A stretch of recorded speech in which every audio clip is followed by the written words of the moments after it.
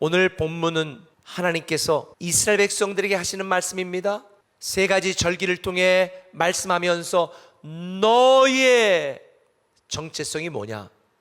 너희들은 내가 사랑하는 백성이요, 왕같은 제사장이요, 거룩한 나라요, 소유된 백성이라고 하나님은 말씀하면서 그들의 하나님, 나는 너의 하나님이다. 이스라엘 백성에서 보면 나의 하나님이라는 것을 깨닫도록 가르쳐 주십니다. 14절에 너는 매번 3번 내게 절기를 지킬지어다. 세 가지 절기 중에 첫 번째 절기는 무교절입니다. 이것은 봄에 지키는 무교절, 그 다음에 초여름에 지키는 맥추절, 그리고 가을에 지키는 수장절을 통하여 1년에 잊을만 하면 나는 너의 하나님이다, 잊을만 하면 너는 나의 백성이다, 잊을만 하면 하나님은 나의 하나님이라는 사실을 잊을 수 없는 이 구조가 세 절기에 담겨 있습니다. 그렇다면 여전히 지금 나의 하나님이 되신 이 하나님께서 오늘 이 세 절기를 통해 주시는 영적인 교훈은 뭘까요? 그 첫 번째는 이것입니다. 생명의 복을 주신 하나님께 매일 감사라는 것입니다. 자, 15절을 같이 읽습니다. 시작.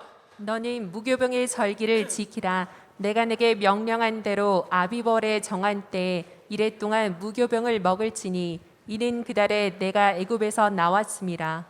이 무교병을 먹게 하신 하나님의 의도가 무엇인가? 여러분 생각을 해보세요.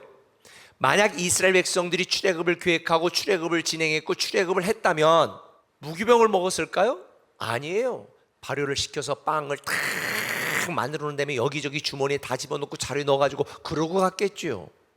근데 이 무교병을 먹으라고 하는 하나님의 의도는 6월절 출애굽은 너희의 계획이나 너희의 힘과 능력으로 된 것이 아니라 누가? 하나님이 계획하셨고 하나님이 진행하셨고 하나님이 이루셨다는 것을 이스라엘 백성들이 알고 감사하게 하기 위하여 무교절을 지키라고 한 거예요.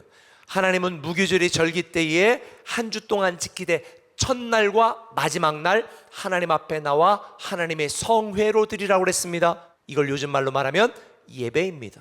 자격 없는 우리를 택하신 족속으로 왕같은 제사장으로 거룩한 나라로 하나님의 소유된 백성으로 만드신 생명의 복을 주신 이 하나님의 은혜에 너무 감사해. 평생 감사자, 매일 감사자가 되시기를 예수님의 이름으로 축원합니다. 한 걸음 더 나가서 풍성의 복을 주실 하나님께 특별 감사자는 것입니다. 본문 16절 같이 읽겠습니다. 맥추절을 지키라. 이는 내가 수고하여 밭에 뿌린 것의 첫 열매를 거둠이니라. 수장절을 지키라. 이는 내가 수고하여 이룬 것을 연말에 밭에서부터 거두어 저장함이니라. 이 맥추절은 한 해에 처음 씨를 뿌려 결실한 밀을 거두고 1년 농사로 수확한 첫 열매에 대한 감사를 표하는 절기입니다. 이걸 영적인 면으로 설명을 하면 맥추절은 시내산에서 하나님이 이스라엘 백성들에게 시내산 언약을 주시고 완성한 것을 감사하는 절기가 맥추절이에요. 근데 이 맥추절은 아까 말씀드렸던 이 무교절이 지난 7주 뒤에 드려지는 절기예요.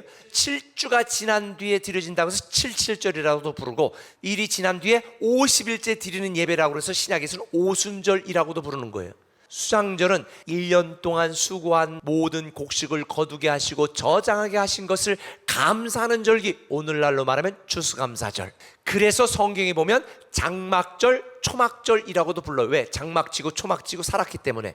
그러면 하나님은 왜 무교절을 지키는 것을 떠나서 맥추절과 추수감사절, 수장절을 지키라고 말씀을 했을까? 맥추절이나 수장절은 다 농사를 짓고 거둔 다음에 드리는 절기예요. 근데 지금 이스라엘 백성들에게 이 말씀을 하실 때 이스라엘 백성들이 어디 있었죠? 시내 광야에서 전혀 앞길이 단 1도 예측이 되지 않는 위기와 위험 상황이었습니다. 그런데 하나님께서는 이미 이스라엘 백성이 그 땅에 들어가신 것처럼 벌써 농사를 짓고 수확한 것처럼 당연하다듯이 말씀합니다. 여러분, 이 코로나 시대에 우리가 인생을 살면서 참 힘들고 어렵지만 포기하지 말아야 될 이유는 우리에게 풍성의 복을 주실 하나님의 은혜와 축복이 보장되어 있기 때문입니다. 그래서 우리는 풍성의 복을 주실 하나님을 믿고 맡기고 의지하면서 특별히 감사해야 되는 것입니다. 감사는 남는 것을 처분하는 것이 아니라 가장 좋은 것으로 힘껏 하는 거예요. 하나님이 생명의 복을 주시고 풍성의 복을 주실 것을 약속하시는데 어떻게 약속하시냐면 너희가 나를 섬기면 내가 그런 복을 줄 거다. 그러면서 피로 맺은 언약을 해요. 출애굽기 24장 6절 이하 같이 한번 읽어볼까요? 모세가 피를 가지고 반은 여러 양푼에 담고 반은 제단에 뿌리고 언약서를 가져다가 백성에게 낭독하여 듣게 하니 그들이 이르되 여호와의 모든 말씀을 우리가 준행하리이다. 모세가 그 피를 가지고 백성에게 뿌리며 이르되 이는 여호와께서 이 모든 말씀에 대하여 너희와 세우신 언약의 피니라. 피로 맺은 신의 산 언약의 의미가 뭔지 아세요? 너희가 나를 섬기면 나는 너희를 생명의 복을 주고 풍성의 복을 주겠다. 그렇게 안 하면 어떻게 하겠다는 거예요? 생명을 끊어버리겠다는 거예요.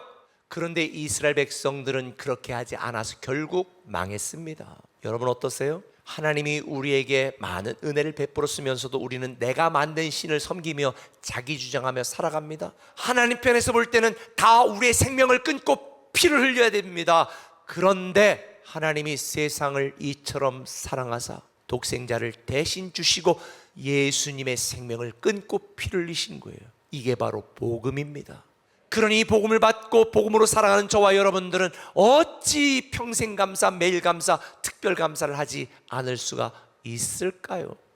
나의 하나님 되심에 대한 감사함이 없다면 헨리 나우엔 목사님 말처럼 감사하는 삶에는 연습이 필요해요.